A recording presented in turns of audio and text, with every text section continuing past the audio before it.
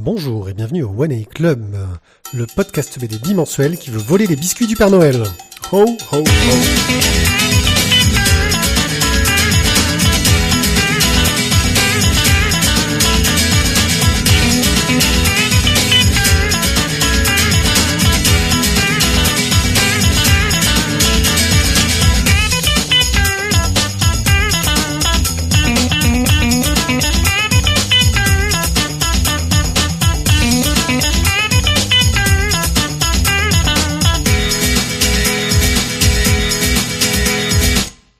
Hey ho les enfants, c'est bientôt Noël. Chocolat Kinder, oh là là, quel bonheur. Voilà, je voulais faire comme ça, c'est juste, j'ai mes Kinder de Noël, j'ai l'habitude. Mais attends, il faut mettre, tu parles de marque, là, il faut envoyer Toblerone, Nestlé, tout ça. Mais non, il a dit qu'on s'en foutait, ça déjà, c'est 20 fois qu'il te le dit, putain, tu es lourd, quoi. Ok, ben voilà, si vous prenez comme ça, ben voilà, moi je vais faire ma Nabila, j'allais me démouler les cakes. Eh ben, c'est super l'esprit de Noël, hein, ça fait plaisir. Bon, bah, avec moi, j'ai donc Grinchotio. Bonjour, Grinchotio. Et Simplet Isaac. Salut, Isaac. Putain, t'as vu tout abruti. Pour vous parler de bande dessinée, pour une émission qui va durer une durée indéterminée, car nous ne savons jamais, mais c'est environ 1h20. On verra comment on s'en sort. Dans cette émission, nous allons vous parler en online de bandes dessinées qui ont une approche multimédia, turbomédia un peu étrange, que j'aime bien. Les chroniques seront consacrées à Peste Blanche, Spirou, la femme léopard, Gérard Depardieu, Adam et Ève, Dress Code. Notre carte blanche sera mystérieuse. Notre splash page sera consacrée à Out There, dont le tome 3 est sorti il y a maintenant un petit moment, mais c'est pas grave. Avec l'accent. Il n'y aura pas d'express dans cette émission.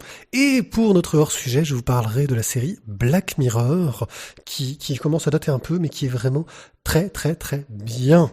Et puis l'avantage, c'est que vous n'avez pas beaucoup d'épisodes à rattraper. Oui, c'est clair. Ça va, c'est bon? Ça va bien pour vous depuis le temps? Non, moi j'ai envie de changer, voilà. Ouais, on change ouais. Bon, bah très bien. Bah, c'est pas grave. T'as pas une petite faim, toi? Tu veux un biscuit? Ouais. Tu veux un biscuit? Online. Bien, je vais te donner du biscuit virtuel. Il est bon ce biscuit virtuel. Moi je vais te donner du biscuit, mon coco. Il a un bon goût d'oxy. Tu aimes le biscuit? Et après, il y a un mec qui nous dit, ouais, je vais te remettre ça en parole explicite, je comprends pas, on a personne. Ah non, mais j'avais aucune, voilà, non, bon. enfin bon, voilà. Donc, je vais vous parler de Non-Stop Bar et Super Pixel Quest. Alors, je n'ai pas pris trop de notes, donc j'y vais un peu à l'arrache. Ce sont deux expériences proches du turbomédia, je dirais, entre guillemets. C'est-à-dire que ce sont vos clics qui vont faire progresser l'histoire.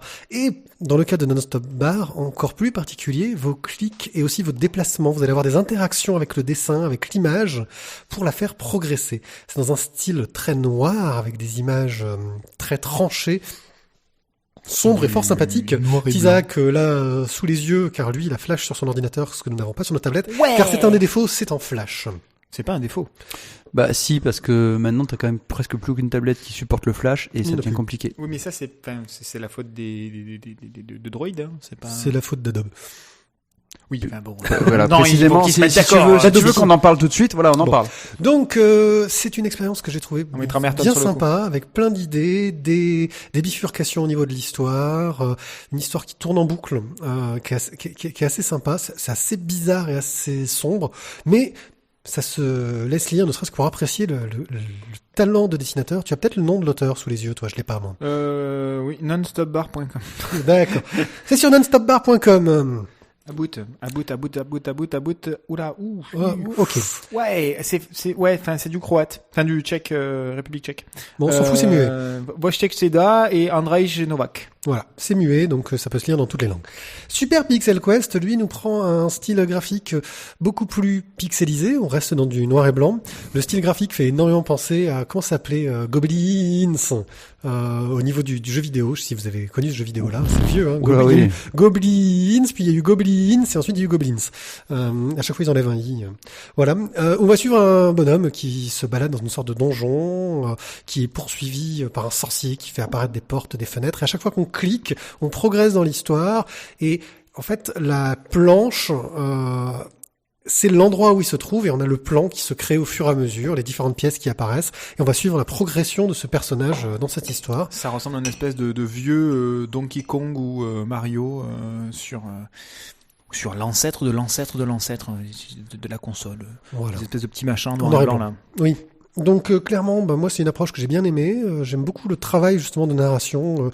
Comment est-ce qu'il nous fait nous balader dans la planche dans un sens qui n'est pas le sens de lecture classique, parce que on va prendre un ascenseur, on va monter, des escaliers vont disparaître, on va être téléporté à un endroit.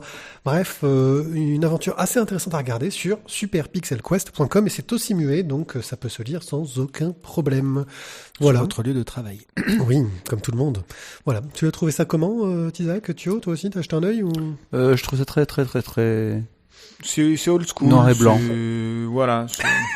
D'accord. C'est un avis tranché. non, c'est intéressant, mais voilà, comme j'avais pas pu voir l'autre à cause de Flash, et ben voilà, je suis un peu déçu. Tu es déçu. Mais voilà. Super Pixel a l'air quand même plus drôle. Oui, c'est plus dans le genre rigolo, Super Pixel. L'autre a un côté non-stop bar, un côté un peu acide, côté un peu trash, noir. Il y a de l'humour, mais c'est beaucoup plus humour. Tu c'est très polar. Voilà. Eh bien, Peste Blanche, tiens, que je n'ai pas lu, tiens, pour une fois, un truc que j'ai pas lu, mais Thio et Tizak l'ont fait, et ils vont nous en parler, et c'est Tizak qui nous fait le pitch. Alors le pitch, déjà Peste Blanche a été écrit par Jean-Marc Pontier, n'est-ce pas, qu'on a eu la chance de rencontrer au festival des Calanques. Et donc il y a eu une interview qui est passée. Oui, qui est passée dans nos hors-série spéciale. Exactement. Donc le pitch, on parle de Jean-Baptiste Château, qui est professeur à l'université. Il a une belle histoire d'amour avec l'une de ses étudiantes, Marie, qui est aujourd'hui décédée. Pas se dépend, c'est mal ou pas. Hein. C'est mal. Toi, t'es institut en maternelle, alors forcément c'est mal. Mais lui, t'es à l'université, Mathieu. Hein, voilà. Donc, il ne parvient pas à oublier cette jeune femme, et surtout que là, les choses remontent à la surface, puisqu'elle est décédée depuis une vingtaine d'années, et là, les choses remontent à la surface puisque son corps vient d'être enfin retrouvé pendant que des ouvriers faisaient des fouilles pour une construction pour un centre commercial. Et donc, forcément, tout revient à la surface, c'est très médiatisé, le procès reprend, etc., etc. Et ces ouvriers faisaient donc des fouilles. Ils tombent sur une espèce de charnier qui date de la peste noire de 1720 à Marseille, et où cette jeune femme a elle aussi été jetée. Donc, en attendant les résultats des tests ADN qui sont réalisés sur le cadavre qui a été trouvé, l'enquête est réouverte. Jean-Baptiste Château, lui, se replonge du coup dans cette relation qu'il essayait pourtant d'oublier depuis de nombreuses années, et il n'arrive pas à l'oublier. Donc finalement, il va se tourner vers les sciences occultes et il va aller voir un marabout. Et donc ce marabout, visiblement réputé, puissant, etc. Retour de l'être aimé, retour soigne les ordinateurs à distance. C'est ça. Et visiblement, ça marche très bien, voire trop bien, puisque la peste blanche est le résultat de cette consultation qui sort du cadre normal. Cette peste blanche, c'est une espèce d'épidémie d'amnésie collective qui engendre tout un tas d'effets parfois improbables, mais généralement assez catastrophiques sur l'ensemble de la population marseillaise, puisque cette histoire se passe donc à Marseille. Bien, mais c'est du polar, c'est du... Eh ben voilà, c'est du polar, c'est du fantastique, c'est de l'auto-analyse, de l'autocritique, c'est un mélange de beaucoup de genres, et en même temps, ça fonctionne. Voilà, moi je me suis absolument régalé dans tout ça. Graphiquement, c'est du noir, blanc et gris, quand même le racontait l'auteur. C'est simple, c'est efficace. Il y a quelques gros plans, beaucoup de petites cases. On va dire que à un moment donné de l'histoire, on se transforme en une espèce de road movie inversé où on remonte à la genèse de l'histoire par une traversée de Marseille avec tout un suivi d'indices qui sont très bien représentés.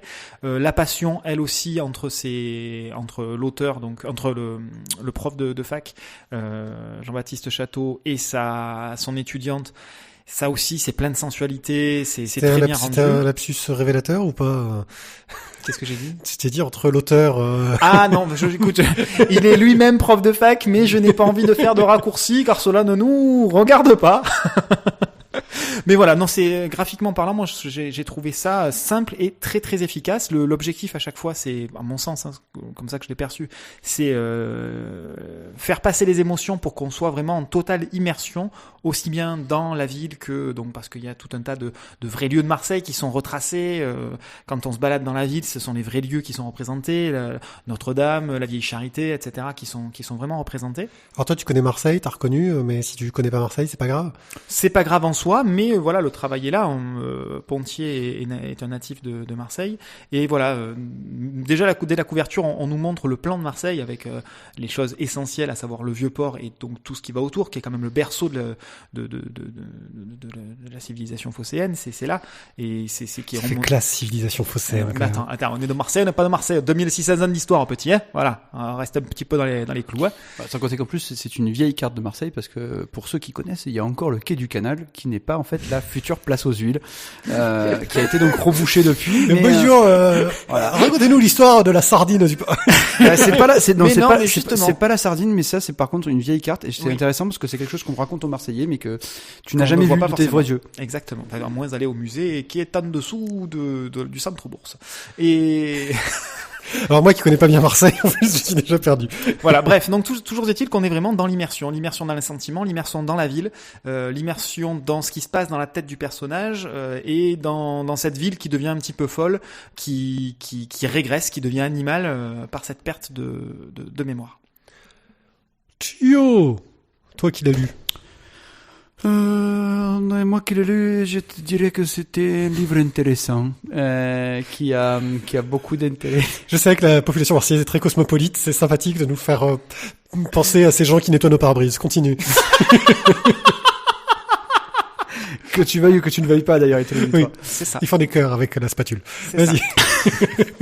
Moi, je t'aime. Connasse, vas-y, connasse, donne les sous. Vas-y, poursuis. On a perdu. On a complètement perdu. Bah écoute, moi je trouve que le scénario était intéressant. Cette enquête qui va frôler, on va dire, le fantastique, et voilà, il a une certaine poésie. Bah voilà, c'est un bon bouquin. Ça fait un petit peu découvrir des quartiers de Marseille, ou redécouvrir des quartiers de Marseille. C'est intéressant. Graphiquement, c'est pas non plus un truc à casser les petites pattes au canard, mais je pense que c'est pas non plus. C'est très minimaliste. Hein, voilà, oui, c'est très c'est voulu. C'est voulu et efficace, intéressant. Par contre, sa discussion avec les mouettes est quand même, par contre, des fois un peu dérangeante. Oui, mais enfin, je me suis permis de faire un espèce de petit listing des différents thèmes qui sont abordés dans le bouquin, qui, pour le rappel, ne fait pas non plus 4000 pages. On a l'importance de la mémoire individuelle et collective. C'est ce qui nous caractérise, qui nous donne notre place d'être humain parmi les autres êtres humains, parce que c'est comme ça que c'est présenté. La place que notre société accorde à cette mémoire collective, à notre histoire face aux besoins économiques, puisque là on est dans la construction d'un centre commercial ou quelque chose de ce genre-là. Du coup, la déshumanisation qui est liée à la perte de mémoire, puisque là c'est des thèmes qui ont déjà été abordés. Pontier est lui-même prof de lettres, donc là ça nous renvoie à Ionesco et à Camus. On est dans des grands classiques. Le rôle du personnage narrateur, parce que ça aussi c'est un truc qui est assez intéressant, qui est le narrateur, le personnage principal, potentiellement le coupable parce qu'il a déjà été inculpé et on essaye de le réinculper une deuxième fois, mais en même temps, vu que c'est lui qui présente l'histoire, il est aussi juge, il est parti, il présente tout ça sous son œil à lui. C'est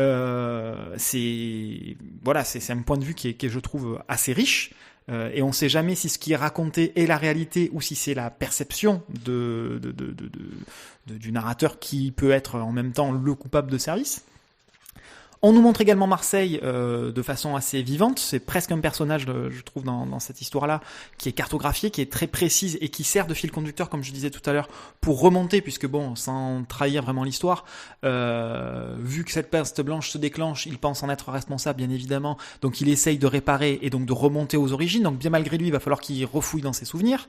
Et puis au milieu de tout ça, des thèmes plus évidents comme l'amour, la passion, qui est est possible, qui n'est pas possible, qui se termine bien, qui se termine mal, des touches de fantastique, parce qu'au milieu de tout ça, ça reste quand même le fil conducteur, hein, le marabout qui déclencherait cette peste blanche par son action, et puis derrière, il faut quand même combattre tout ça, donc il y a besoin d'une volonté forte de la part de notre personnage Jean-Baptiste Château. Donc voilà, c'est des thèmes qui sont, je trouve, très lourd, très important. Ne serait-ce que l'un des thèmes, c'est l'étranger de Camus, c'est la peste de Camus, c'est Rhinocéros de Ionesco, sur un seul de ces thèmes. Et lui, il a réussi à marier tout ça sans que ça devienne lourd. Voilà, je trouve qu'il y a un vrai joli travail d'écriture scénaristique derrière tout ça. Voilà, c'est un vrai boulot. Je crois que ça vient de remonter dans ma pile de lecture. Ah, ouais, ça peut. C'est pour qui? Celui-là, en l'occurrence, c'est mon bouquin, donc c'est pour moi. Oui, c'est bien, merci. Quel type de public recommanderiez-vous cet album? C'est compliqué parce que il faut quand même avoir un goût pour se creuser un petit peu la cervelle. Donc après, si on aime le polar, on peut prendre que la tranche polar. Si on aime le côté un petit peu fantastique, ésotérique, ça peut marcher poétique, aussi. Si on voilà, onirique, tout ça, ça peut marcher. Si on aime les histoires d'amour, ça peut marcher aussi. Comme je disais, vu qu'il y a beaucoup de thèmes qui sont abordés, après chacun peut prendre soit l'intégralité, soit qu'une partie de ce qui est traité. Donc je pense que ça peut quand même toucher pas mal de personnes. Puis les amoureux de Marseille aussi. Ouais. Ok, merci. 1946. Spirou va mal. Oui, suite à la guerre, il a perdu une femme qu'il aimait, Audrey, qu'il admirait, car elle était juive, elle a été déportée. Car elle était juive. Je crois qu'il ne l'aimait pas que parce qu'elle était juive. Hein, Non, il a perdu car elle était juive. Non mais tout de suite, vous mettez pas les virgules au bon endroit. Hein. Vous me cassez tout mon effet dramatique. Pierrick, magnifique. Vous me cassez tout mon effet dramatique. Donc Spirou boit. Oui, vous l'avez bien entendu, Spirou est alcoolique dans cette bande dessinée. Ça commence mal. Ça commence mal. Nous retrouvons donc Spirou et Fantasio dans un Spirou part. Donc là, c'est Schwartz et Yann qui reviennent sur une nouvelle histoire. Ils avaient déjà fait le Groom vert de gris. C'en est un peu la continuité. Et donc, on va suivre comment ça s'est passé après-guerre avec Spirou qui a été un héros, mais ça se passe pas trop ça se passe pas trop bien, pardon, parce qu'il a ressombré dans l'alcool, il est pas très doué, enfin, il va pas bien du tout. À côté de ça, son ami Fantasio, qui lui est devenu un Zazou. Donc les Zazous, ce sont comment est-ce que je pourrais remettre ça dans le contexte? Ce sont un peu des surréalistes qui font la teuf non-stop, qui écoutent de la musique de sauvage et qui s'intéressent à toutes les choses du monde extérieur à l'Europe, des musiques étranges et compagnie. Sauf que Spirou va se retrouver confronté, bien malgré lui, à une étrange femme léopard qui vient attaquer un de ses clients. Il tente de la protéger, de la cacher, et sur ce va se lancer toute une enquête pour aider cette jeune femme à retrouver un objet qui a été dérobé. C'est un album fort étrange que ce Spirou. Premièrement, car c'est le premier Spirou 2 dans cette collection hors série, qui aura un tome 2. C'est une histoire à suivre, ce qui en soi, je le dis tout de suite, m'a vraiment perturbé. Je trouve que c'est pas vraiment adapté à cette collection où on s'attend à avoir un album complet qui nous raconte une histoire complète. Voilà pour la base. Mais l'histoire est très intéressante. Je trouve que la façon dont il nous dépeint cette époque de l'après-guerre, mais vraiment juste après-guerre en Belgique, est intéressante. Premièrement parce que nous, petits Français, ne la connaissons pas, alors que ce sont nos voisins proches. Et puis aussi parce qu'il s'intéresse à des phénomènes sociaux de l'époque, donc les Zazous par exemple, dont on a vaguement entendu parler. C'est un Zazou, c'est un Zazou. De là, il va nous faire présenter de nombreux personnages historiques au milieu de tout ça, qui sont, d'ailleurs, j'ai oublié leur nom et pourtant ils sont connus. Je crois que c'est Simone de Beauvoir. Oui. Et comment il s'appelle le mec? Filouche. J'ai oublié son nom. Jean-Paul Sartre. Jean-Paul Sartre, voilà. Merci.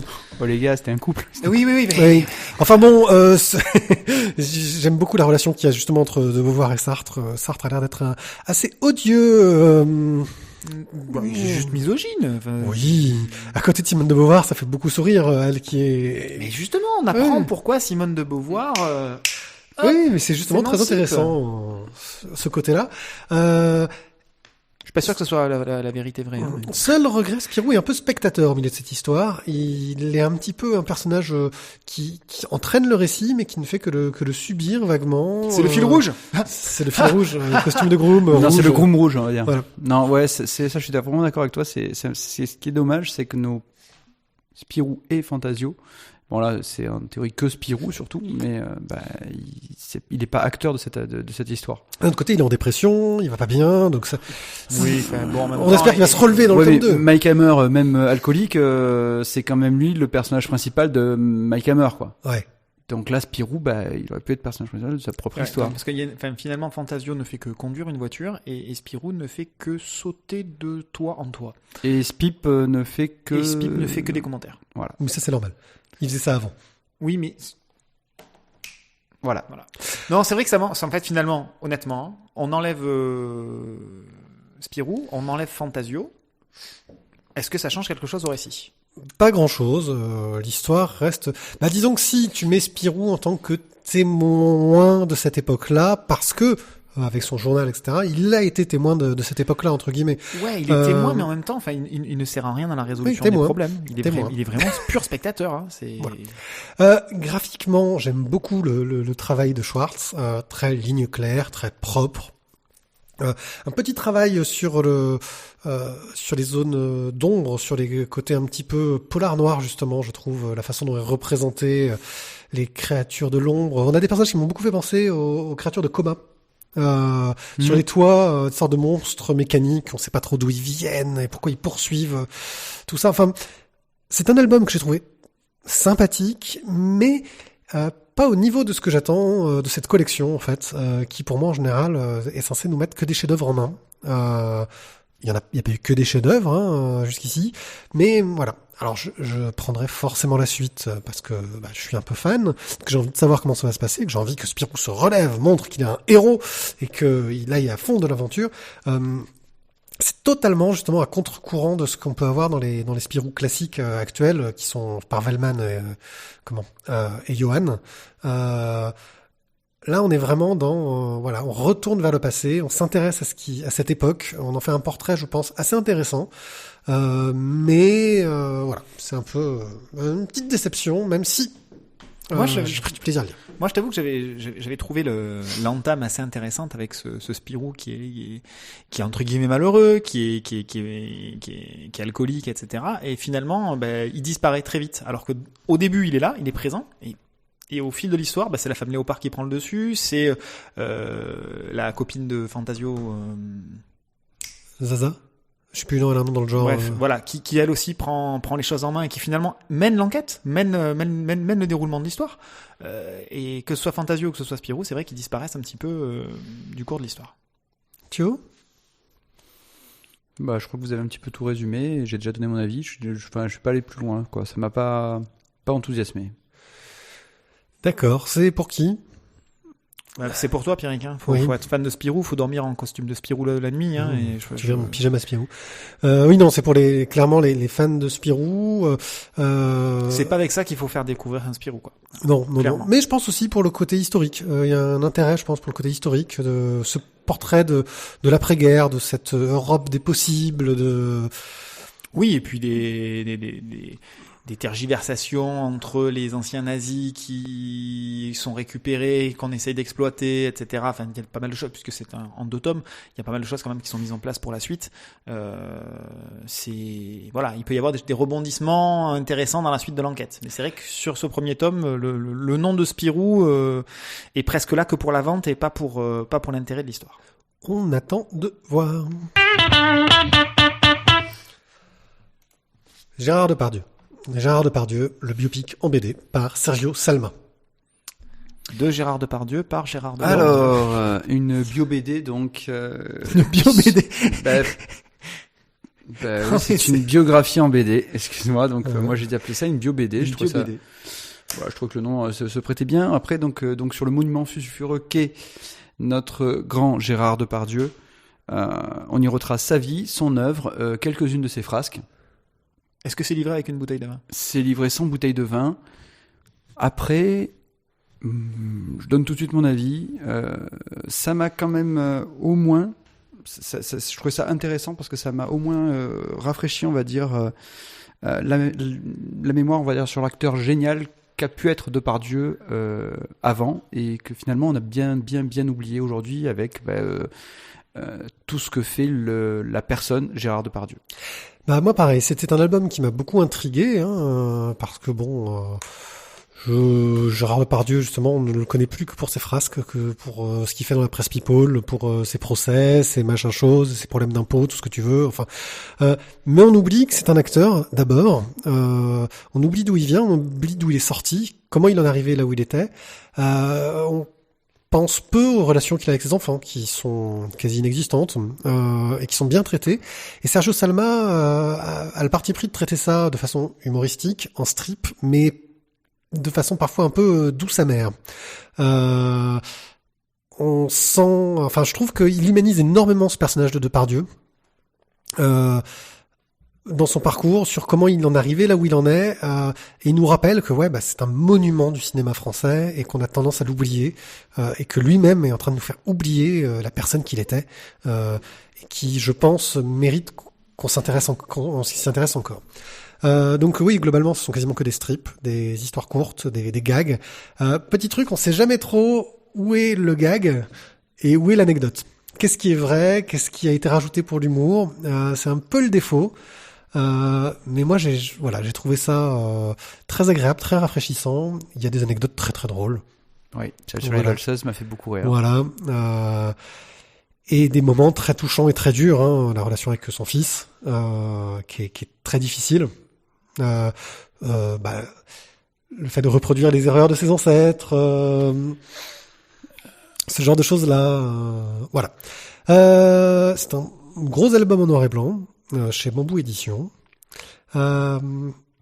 Graphiquement, c'est le trait de Sergio Salma. Donc Sergio Salma s'est beaucoup fait connaître pour du travail jeunesse. Il me semble, si je dis pas de bêtises, qu'il travaille avec Libon sur Hannibal Lecter. Il faudrait que je vérifie, parce que je crois que je dis une bêtise. Je sais pas pourquoi, j'ai eu cette idée en tête. Donc c'est un style très caricatural, très simple, très peu de décors. Franchement, ça intéresse purement au personnage. Du truc de jour, enfin, du strip du dessin de presse. De presse. Oui, c'est vrai qu'il y a un petit côté dessin de presse. Donc c'est dans l'ordre chronologique au niveau de sa vie. Voilà. Moi, je pense que c'est très intéressant justement d'avoir ce côté-là, quoi. Mais ça te permet vraiment, enfin, comme je disais, voilà, moi ça m'a vraiment permis de me rappeler que avant tout ce qu'on voit aujourd'hui à la télé, parce que j'avoue ne pas être allé voir un film de Gérard Depardieu récemment, mais il en a fait. Non, je crois qu'il en fait encore. Oui, il en fait encore. Il en fait encore, mais sauf que bon. Il doit en faire en Belgique, je pense. Il est en mode automatique, quoi. C'est ça. Mais par contre, tous les anciens, ça m'a permis de me rappeler, oui, celui-là je l'ai vu. Ah oui, c'est vrai que celui-là est excellent. Ah, ouais, oui, voilà. Et c'est vrai que c'était je pense que c'est l'acteur qui a marqué une époque et qui est encore, on va dire, un monstre du cinéma français et ça on pourra pas lui enlever, quoi. Il aurait dû mourir en pleine gloire. Non, parce qu'il n'est pas Molière. Ouais. Donc non, mais c'est quand même c'est un bon bouquin à lire, intéressant. Et qui nous redonne peut-être une perspective autre sur un personnage qu'on conspue souvent en ce moment, on va dire, dans les médias. Voilà, c'est pour qui ? Pour tous ceux qui ont la mémoire courte. Ouais. Voilà, facile. Non, pour les fans de cinéma, pour ceux aussi qui ont envie peut-être de redécouvrir Depardieu autrement. Ouais, pour ceux qui veulent se replonger dans l'histoire du cinéma français, parce que c'est vraiment un monument de l'histoire du cinéma français. Il a participé forcément à la plupart des grands films de réalisateurs français, donc oui, effectivement. Mais il a bossé avec beaucoup de très grands. Exactement. À toi, Isaac. Eh oui.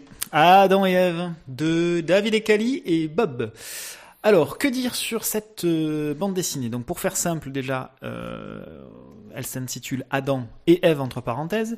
Donc, on reprend le nom d'Adam et Ève qui sont aux origines du monde et qui ont grandi, qui ne sont plus de jeunes et fringants éphèbes pour l'un des deux sous son grand pommier et elle une magnifique jeune femme dans la fleur de l'âge. Là, la fleur a, comme qui dirait, pris quelques kilos, un petit peu pris de l'âge et les préoccupations ne sont plus exactement les mêmes.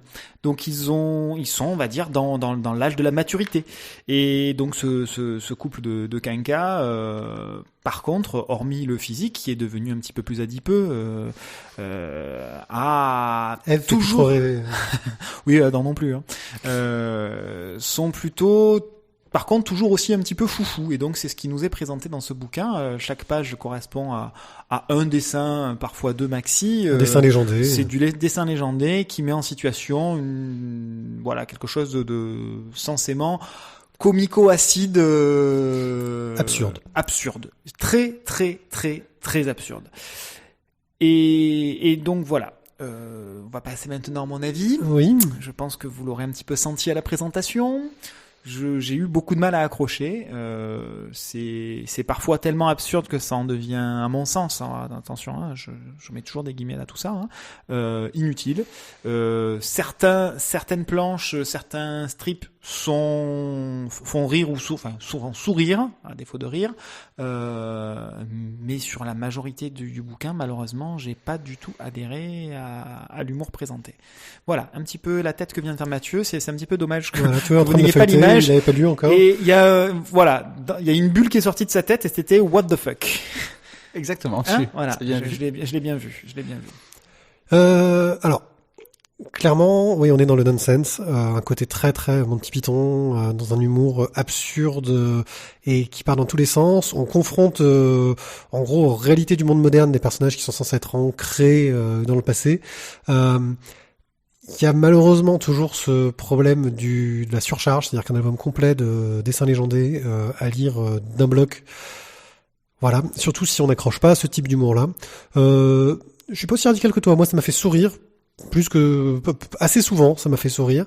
Ça m'a pas fait rire aux éclats, effectivement. Je trouve le dessin assez rigolo, assez fun, qui s'adapte bien au style. Maintenant, effectivement, ça m'a pas été... c'est pas l'album du siècle, quoi. Non. Ce que j'ai trouvé finalement le plus sympathique dans cette histoire-là, c'est les doubles pages intermédiaires où on nous présente le voyage en Italie, le voyage à droite, le voyage à gauche, et où sous forme de photos type Polaroid, on a justement pareil une petite mise en scène particulière et qui est du coup localisée à l'endroit des vacances en question. Voilà, c'est ce que finalement j'ai trouvé le plus sympathique dans tout ça. Pour le reste, ça fait du coup, vu que c'est un recueil, ça fait un peu très décousu. L'humour est assez particulier. Parfois, il marche pas. Et du coup, sur l'ensemble, je trouve pas le fait de faire un recueil de ce genre de choses absolument essentielle et palpitante. Voilà. Par contre, effectivement, le dessin colle très bien au style un petit peu déjanté, décalé et tout ce qu'on veut. Oui, le petit Brad Pitt a décalqué, a découpé à la fin. Voilà, très bien. C'est parti de ce qui m'a fait rire ou sourire. Et voilà. Après voilà, on est très dans Écho des savanes fluides glaciales. Hein. C'est très dans cette veine là. Hein. Oui, voilà, il y a un petit côté acide, pince sans rire, nonsense, qui est pas abordable par tout le monde. Moi, c'est un humour que j'aime bien. Pour le coup, c'est pas le truc qui m'a le plus emballé, mais voilà, non, c'est pas. C'est très caricatural et très... C'est pour qui ? C'est ça le problème maintenant. Ouais, c'est pour qui ? Je pense qu'il faut être un vieil adepte de fluide ou de l'écho et de plus en avoir lu depuis une éternité. Et tiens, ça me fait plaisir de retomber dessus. Pour les quinquas fans de nonsense ? Pour les quinquas fans de ça. Ok. On reste chez le même éditeur. Tiens. Waouh. Avec Dress Code de Pochep.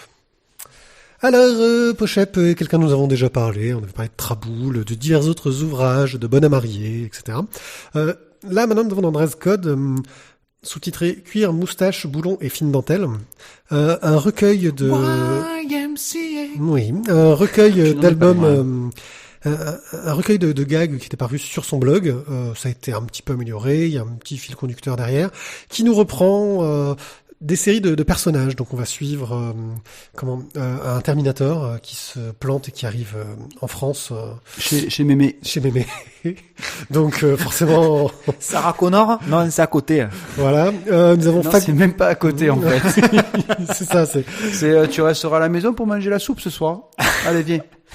Nous avons Fag West, qui est l'histoire d'un cow-boy qui adore le cuir et les bottes. Voilà, mais qui l'assume totalement pas. Hein, franchement, c'est totalement pas assumé. C'est ça qui est drôle. C'est ce décalage-là qui est rigolo. La Ligue Expertise et Conseil, ce sont des super-héros qui en fait commencent à s'intéresser à la loi et qui doivent faire très attention au texte de loi. Par exemple, ils peuvent pas agir sur un cas parce qu'ils ont un procès sur un autre dans ce cas-là et donc ils peuvent pas aller sauver la personne. Sur les prises d'otages. Parce qu'en fait, combien il y a d'otages? Plus de 4? Oh, on n'y va pas. Il va y avoir trop de procès. Ouais. Voilà, nous avons Anatomy Corps, l'incroyable homme anatomique. En gros, c'est un écorché, et le gars, il essaie d'avoir une vie normale, mais c'est un écorché vif, tu vois. Voilà. Et surtout, Lady Oscar. Lady Oscar. Fabuleux. Voilà. Lady Oscar, qui est une femme fantastique. Bon, elle a une moustache, mais c'est qu'un détail. C'est un croisement entre... mais quelle femme. Mais quelle femme, voilà.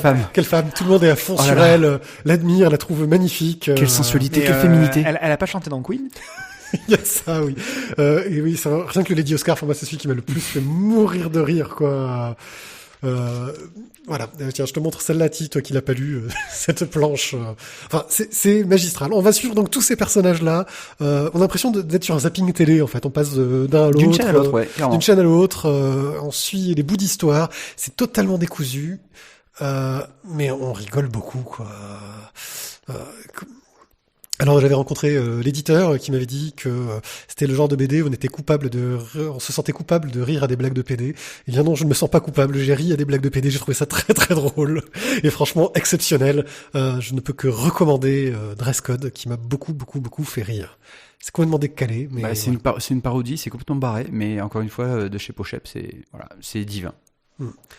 Au niveau du dessin, on va parler un peu du dessin de Pochep, qui est très exagéré, en général, voilà, qui est très, je sais pas comment décrire son dessin tellement il est hallucinant. C'est disproportionné, c'est complètement déjanté. Il en fait des tonnes, il y a des raccourcis de perspective de temps en temps énormes. Les couleurs, ça peut piquer les yeux, mais encore une fois, le fond, la forme, tout va bien ensemble, quoi. Oui, voilà. C'est pour qui?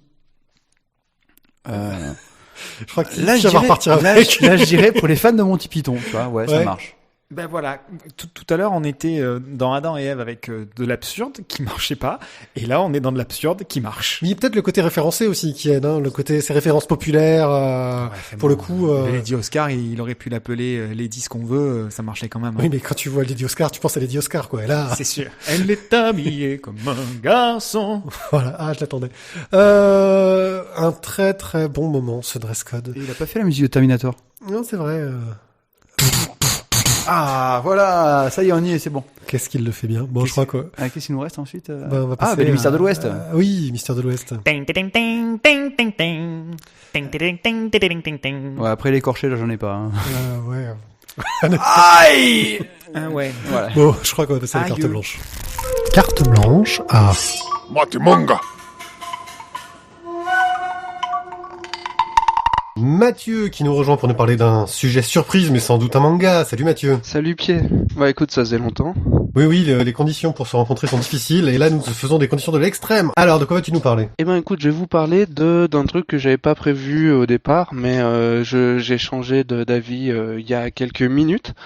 En fait, je voulais vous parler d'un certain manga qui s'appelle Pandora Hearts, mais j'en parlerai certainement la prochaine fois parce que chez le même éditeur, je me suis rendu compte qu'il y avait un manga qui s'appelait A Certain Magical Index qui était sorti, et il y a déjà 13 tomes qui sont sortis chez Kiun, et qui est un manga que je connais depuis un petit moment déjà, par une autre manière de connaître les mangas, et qui est très très très très très bon à mon sens.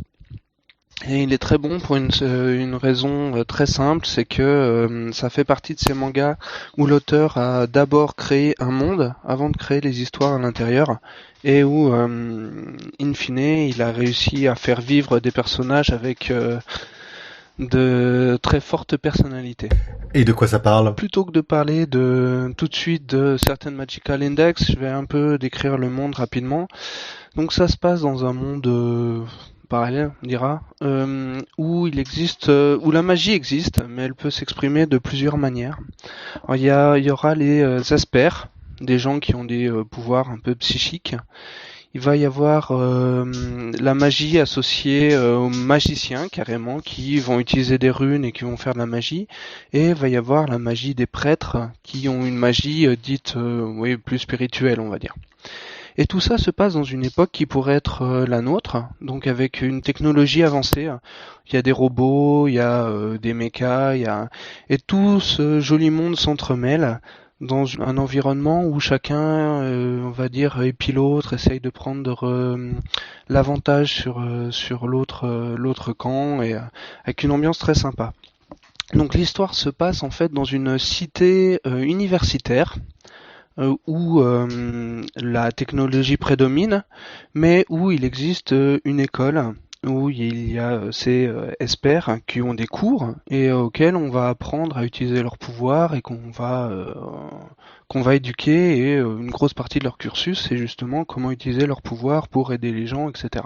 Un certain Magical Index va parler d'un héros qui s'appelle Touma, T-O-U-M-A, qui est un expert level 0. C'est-à-dire que normalement c'est un simple pouvoir, c'est un simple humain qui n'a aucun pouvoir en particulier.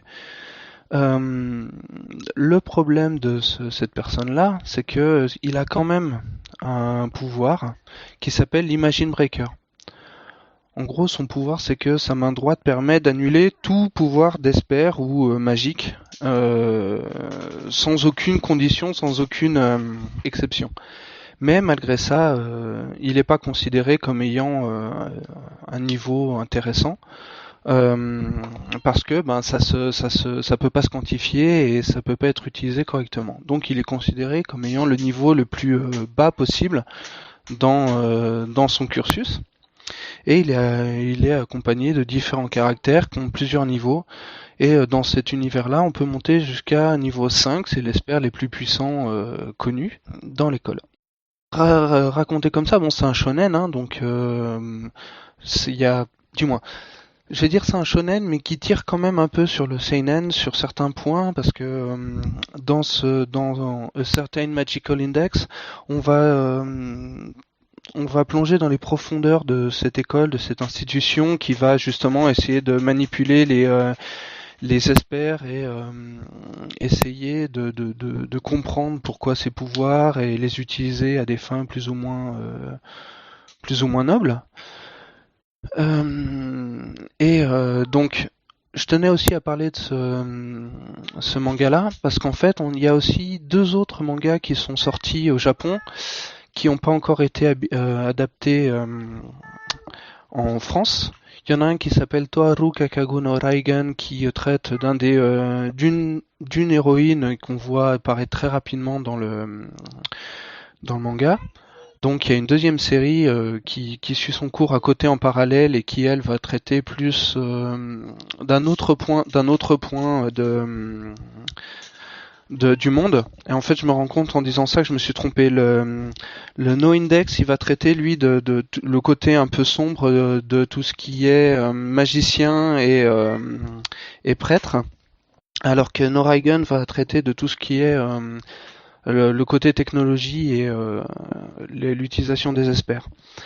Et il y a un 3e gars qui est sorti au Japon depuis août 2013, qui s'appelle Toharu Kakago no Accelerator, qui lui traite de toutes les institutions qui sont là pour gérer un peu tout le bordel qu'il y a dans l'université.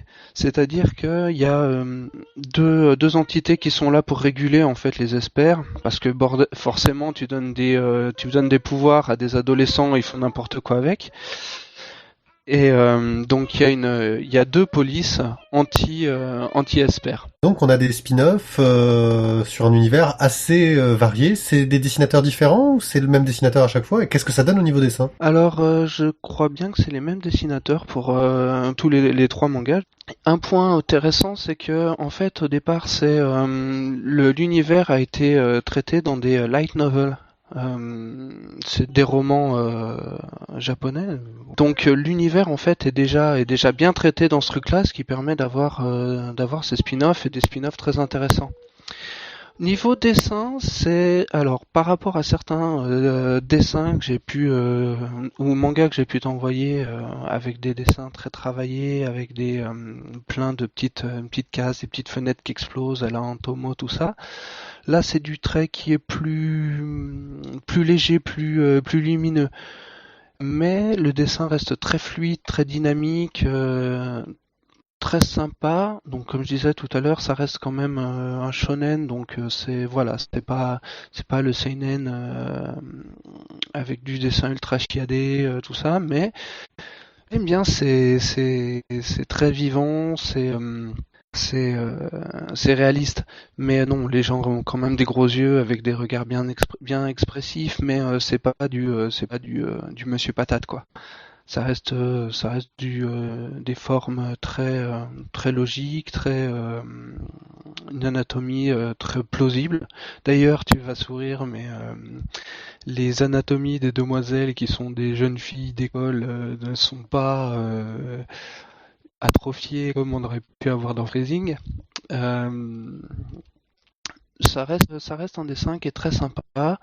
Mais je te dis, moi, ce qui m'a le plus fait accrocher, c'est vraiment l'histoire. L'histoire et le monde et le charisme des personnages. Chaque personnage a vraiment une personnalité propre, une façon de voir les choses. Les réactions sont pas surprenantes. Chaque action qui se passe est justifiable très facilement par le caractère du personnage que tu comprends très bien et qui est très bien amené. Il n'y a pas de réaction ou de trucs qui sortent de nulle part et qui te fait dire bah écoute, pourquoi il a fait ça, ok, il a résolu l'histoire, mais ça vient de nulle part, quoi. Combien de tomes? Sur le No Index, c'est 13 tomes. Et 13 tomes en français, 13 tomes sortis au Japon.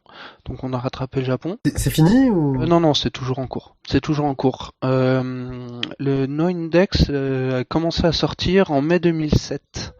Donc non, c'est assez récent comme histoire. Donc il y a un animé qui est sorti, si les gens veulent avoir une idée de ce que ça peut donner.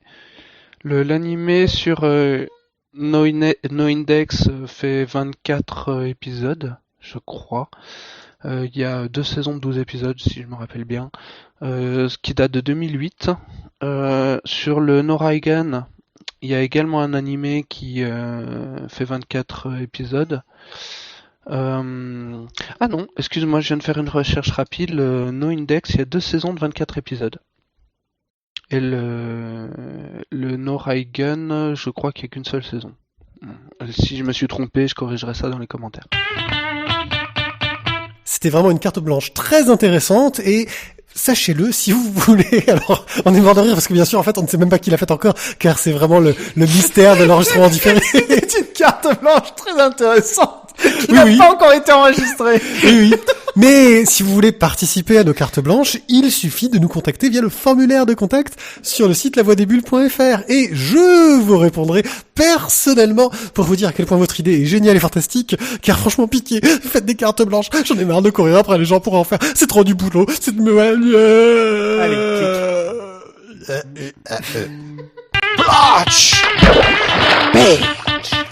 Bonjour et bienvenue à tous dans Pyramide.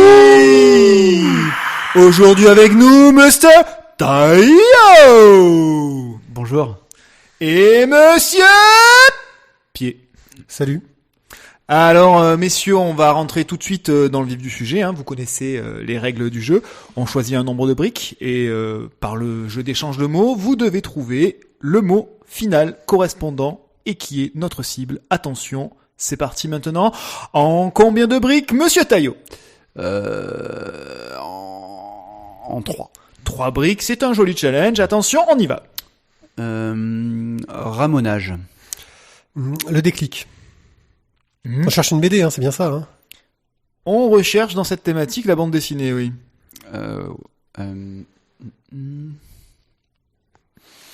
Attention le chrono. Grand pied. La fistinière. Quoi ? Ah non, c'est pas une BD, pardon, excusez-moi. Non mais c'est pas... je passe. Attention, dernière brique. La tension monte, la tension monte. Buffy. L'adaptation en BD des Goonies. Oh là là là là là, malheureusement, vous n'avez pas trouvé, et en même temps, je comprends pourquoi. Est-ce que, Monsieur Taillot, vous pouvez nous expliquer vos choix de J'avoue que mots c'était difficile. Ramonage, c'était Humberto Ramos. Ramonage. Oui, d'accord, oui. Les grands pieds, quoi. Bien sûr, Oui. mais encore. Et Buffy, c'est parce que c'est un petit peu l'histoire de Outzer. Out There, fallait deviner. Et oui, car il fallait deviner Out There, tome numéro 3. Ok. Bon, je reviendrai pas la semaine prochaine. Monsieur Taillot. C'est ce qu'on appelle une impro totale sur le final, sur ce sketch à deux balles. Mais ce n'est pas grave, nous allons vous parler de Out There, et c'est Thio qui va nous faire le pitch de la mort. Eh bien, nous sommes dans la bonne petite ville d'Eldorado, dans le Nevada. Et dans cette petite ville, en fait, il y arrive plein de choses. Merci, tu fais le vent. Tu fais les petits trucs qui tournent. Ok, super. Donc, nous sommes dans la petite ville de Eldorado. Non, et on est en 2000. Vas-y, continue, fais comme si on n'était pas là. Donc, dans cette En petite... 2000, ouais, c'est ça. Donc, dans Je viens de faire tomber mon Nokia. Oh, c'est pas grave. Ça trempe de 10. Fais gaffe au goudron, par contre. Donc, dans cette petite ville d'Eldorado, des forces démoniaques ont... Là, il est parti sur lire le communiqué de presse parce qu'il n'y arrive pas, tu vois. On l'a trop troublé. On fait alliance avec les notables locaux donc pour essayer justement de s'emparer des... Alors au départ c'était pour leur faire croire que tout allait bien aller dans la ville s'ils respectaient les règles. Finalement ils se sont aperçus que les démons ils disent pas toujours la vérité. Non, Confère les Crowley. salauds. Crowley dans Supernatural vous explique bien ça en fait, qu'il y a des petites lignes tout en bas du contrat que en fait personne ne lit. Ouais. Et donc justement une bande de jeunes va essayer de contrecarrer les forces du mal et de Ils ont sauver des- leur ville ainsi que leurs parents, leurs amis et leurs chiens. Oui, aussi. Ils ont des dons, tous. Et oui, parce qu'en fait, l'arrivée des démons a déclenché chez certains des pouvoirs assez étranges. Bizarre. Alors, pourquoi donc j'ai dit Buffy ? Parce qu'en fait, c'est quand même un petit peu... c'est quand même une inspiration, je pense, pour cette saga d'Umberto Ramos et de Brian Augustine. Ouais, la bande d'ados qui lutte contre les démons. Voilà. Enfin, je sais pas si c'était une inspiration, parce que peut-être c'était quand même avant Buffy. Non, c'était à peu près la même époque, je pense. Enfin bon, j'en sais rien. Enfin bon, voilà, donc c'est un petit peu du Stephen King, un petit peu du Buffy, et franchement, c'est vachement bien. Ouais, on suit donc ces pauvres héros largués. Donc il y a 3 tomes en français qui finissent la série. Ça avait déjà été prépublié chez Semic à l'époque en fascicule. C'est la même traduction qui a été reprise, traduction de Vianney Jalin, je crois, mais j'ai un doute. La fin n'avait jamais été traduite, et en plus, dans le tome 3, on a un petit bonus inédit qui a été fait là récemment par Humberto Ramos, pour vraiment conclure sa série, parce qu'il avait laissé quand même pas mal de pistes d'ouverture quand même, quand ça s'est arrêté. C'est une série qui a connu, je crois, 18 numéros US, qui sont répartis ici sur 3 numéros. Et qui est plutôt pas mal, parce qu'on a des rebondissements assez réguliers. La ville se fait enlever, carrément, ils enlèvent une ville. Le méchant se fait fracasser, mais ça veut pas dire que c'est fini. Et on suit un peu l'évolution de ces ados, de ces personnages. On est classiquement sur le récit initiatique de ces ados qui vont se révéler, devenir grands et adultes, et qui ont tous des sombres secrets, surtout que les adultes, eux, de leur côté, sont parfois loin de tout reproche. On est vraiment dans du classique de chez classique, mais très très bien traité. Très bien traité, moi j'ai beaucoup aimé le petit bonus à la fin, parce que ce petit épilogue, voilà, c'est intéressant. Puis en plus, il a remontré donc les mêmes personnages, mais quelques années après. Et avec son style graphique actuel. Avec son style graphique actuel, et il a quand même bien changé de style graphique, Umberto. Oui, c'est un style graphique, je dirais d'inspiration asiatique, globalement, très dynamique, des grands yeux. Alors on reconnaît quand même tous les types de cadrage à l'américaine, très dynamique et moderne, emprunt de Kirby et compagnie, et de Neil Adams. Et c'est vraiment très prenant. Alors il y a toujours eu le défaut de ses grands pieds, il commence à faire des pieds moins grands. Dans les premières séries qu'il faisait Humberto Ramos, il y avait des pieds immenses sur ces personnages qui choquaient beaucoup de monde, mais son style de la mort contrecarrer tout ça. Et là, maintenant que monsieur est devenu grand, il dessine du Spider-Man, il s'est un peu chopé des séries mainstream, tu vois. Monsieur est devenu grand. Il a les grosses séries. Alors qu'Otzer était une co-création. C'était vraiment chez un label, chez Image, qui s'appelait Cliffhanger. En gros, ils avaient pris les jeunes. Image s'était dit, oula, on va faire attention, parce que nous, on s'est cassé de chez Marvel, parce qu'ils nous laissaient pas créer nos séries. On n'avait pas de droit sur les personnages et on a créé les nôtres. Puis maintenant qu'on n'a plus le temps de s'occuper de nos séries, on a demandé à d'autres gens de travailler pour nous sur nos séries. Et ben, on va éviter de se faire avoir. Nous, les jeunes talents, on va leur proposer de créer leur propre série, mais chez nous. Ce qu'ils ont fait. Sauf que les jeunes talents en question ont pas eu un gros suivi. Il y a eu un certain Joe Madureira qui a fait un Battle Chaser qui n'a pas duré, qui n'a jamais eu de fin. Oui, jamais eu de fin. Il y a eu un Chris Bacalo qui était assez régulier avec Steampunk. Et Humberto Ramos, lui, était tellement régulier qu'il a réussi à sortir une première série qui s'appelait Crimson, qui est arrivée à la fin, et une deuxième série qui s'appelle Outzer. Donc, on peut dire que niveau régularité, il avait assuré à ce niveau-là. Voilà, je pense que c'est une bande dessinée très agréable, une bonne lecture. Et juste pour info, en fait, c'est pas au Nevada, c'est en Californie. C'est écrit en gros sur le titre. Ouais, c'est vrai. Ouais, California Outzer. Voilà. Qu'est-ce que tu aurais à rajouter sur cet ouvrage, Thio?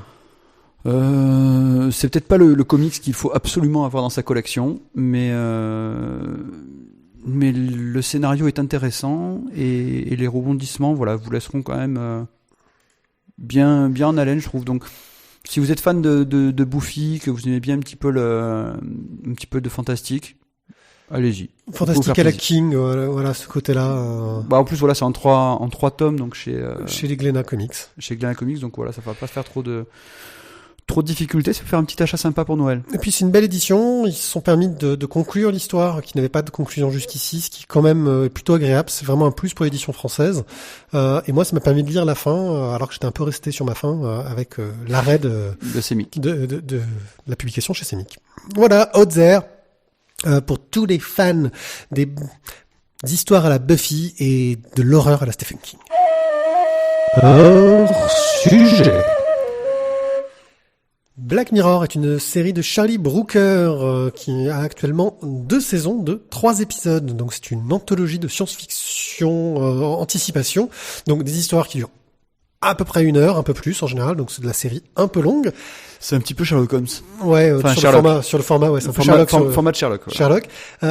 Et là, il y a juste une sorte d'esprit commun qui va parler des écrans et de notre relation aux écrans. Comment est-ce qu'on est coincé dans la même position. Dans la même position avec Thio. Oui, on a la même position, trop bien. Voilà. Donc, pour vous donner... Sortez-moi de là! Pour vous donner une petite idée, je vais vous faire le pitch des 3 épisodes de la première saison, qui sont les seuls que j'ai vus pour le moment. Il y a 2 saisons.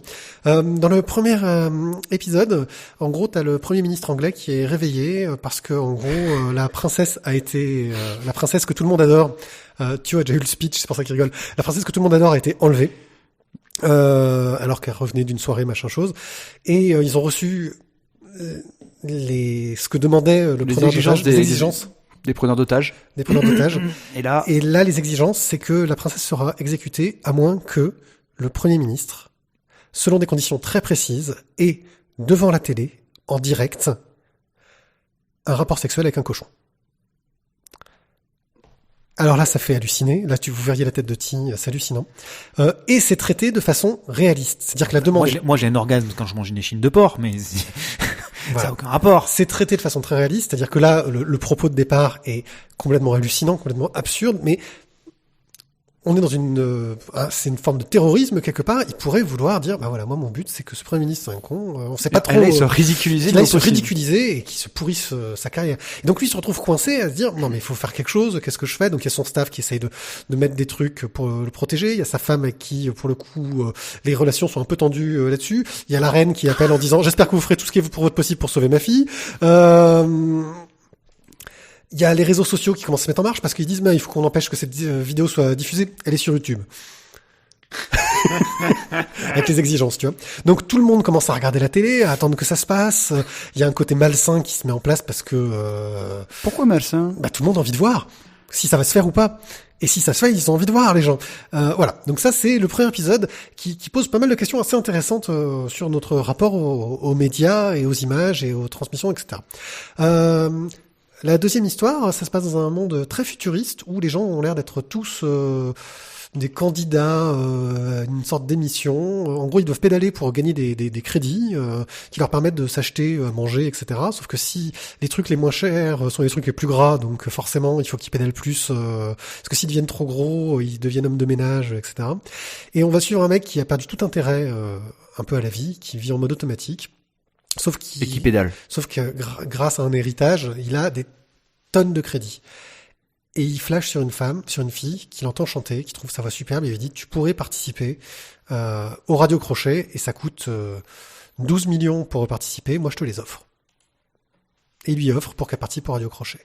Et là, ça part complètement en vrille, parce qu'on lui fait une proposition au Radio Crochet, mais qui n'est pas une proposition en rapport avec ses talents d'actrice, mais plutôt en rapport avec son physique. Et ça, Je comprends pas bien ce que tu veux insinuer par là. Je crois qu'elle va aller chez le Pélican. Voilà, on lui propose de travailler sur la chaîne de porno du mec. Tu sais, merci Chez qui, le tu vois. Pélican. Sauf que la fille, on lui propose d'aller sur la chaîne de Alors porno, déjà, sauf c'est que un Tout quand, merde. Sauf Et que- ensuite, tu merci qui aussi, si tu veux, allez hop. Ah là. imagine la situation, il est dans un endroit où il y a des écrans de partout, et s'il ne veut pas regarder une pub ou une image, il doit dépenser des crédits. Oh merde. Sauf qu'il a plus de crédit. Voilà, donc ça c'est un peu le pitch du départ. Je vais raconter un peu la moitié, mais sinon on comprend pas l'importance du truc. C'est un peu lent sur le démarrage. Le troisième épisode, là nous parle d'un monde futuriste très proche, où en gros tout le monde a une sorte de puce qui permet d'enregistrer tout ce que tu vois, tous tes souvenirs, et de te les montrer sur l'écran, sur la télé, etc. Et là tu vas suivre un mec qui vient d'avoir un entretien à son taf, et qui, après son entretien, est invité à une soirée avec des amis de sa femme, et il commence à se poser des questions sur la fidélité de sa femme vis-à-vis d'un mec.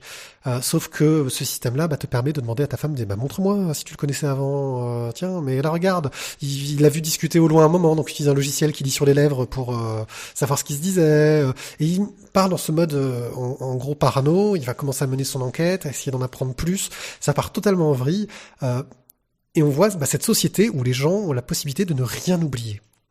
Mais de ne rien oublier, c'est genre, tu dis à ta femme, non mais ça je t'ai dit que c'était tant de temps. Et elle te fait, non, regarde. Et là tu peux lui prouver à tout instant que ce qu'elle a dit, c'était exactement ça, de ce qui s'est passé, exactement ça. Donc tu imagines le genre de situation bien glauque que ça peut créer. Et donc voilà, en fait, ils nous partent sur ce parti pris là. Donc c'est une série de Charlie Brooker qui est, moi que j'ai trouvé vraiment très prenante. L'avantage c'est que en général on regarde pas 2 épisodes dans la soirée parce que c'est assez costaud à encaisser sur les propos. C'est pas des trucs avec des rythmes super violents, c'est pas de l'action. C'est beaucoup plus, il arrive à nous faire du drame social, à nous faire de l'anticipation, etc. Bref, une très très bonne série que je ne saurais que vous recommander, surtout qu'il y a assez peu d'épisodes et qui. Il y a combien donc il y a une saison pour l'instant? Pour le moment, il y a 2 saisons. 2 fois 3 épisodes plus un épisode hors série. Ah, il y a un hors série, d'accord. Il y a un hors série de Noël. De Noël, voilà. Voilà, Black Mirror, c'est très très bien. Juste une petite question, ça fait pas un peu bizarre quand on visionne cette série, parce que c'est pas vraiment une série. T'as une thématique en fait, cette thématique qui est la même sur le rapport aux écrans, aux images, aux réseaux sociaux, qui fait que quand t'as vu le triptyque, moi j'ai vu le triptyque de la première saison, tu arrives à faire ce lien. Bien que ce soit pas les mêmes personnages, les mêmes situations, pas les mêmes lieux, personnages, etc. voilà. C'est pas exactement les mêmes thématiques qui sont. Enfin, c'est toujours un biais de la thématique générale qui est pris en compte, mais tu sens qu'il y a vraiment une unité au niveau du sujet. Donc ça marche plutôt très très bien. À voir. Sur ce, je crois qu'on va pouvoir vous souhaiter de bonnes fêtes. Et oui. Joyeux Noël.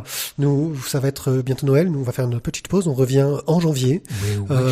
J'ai pas encore la date exacte, mais vous serez au courant si vous nous suivez, par exemple. Si vous nous suivez, sur c'est l'épisode des accents. Si vous nous suivez donc sur Facebook, la page de La Voix des Bulles, sur Google+, sur Twitter, iTunes, ah ouais, des étoiles, et puis l'étoile.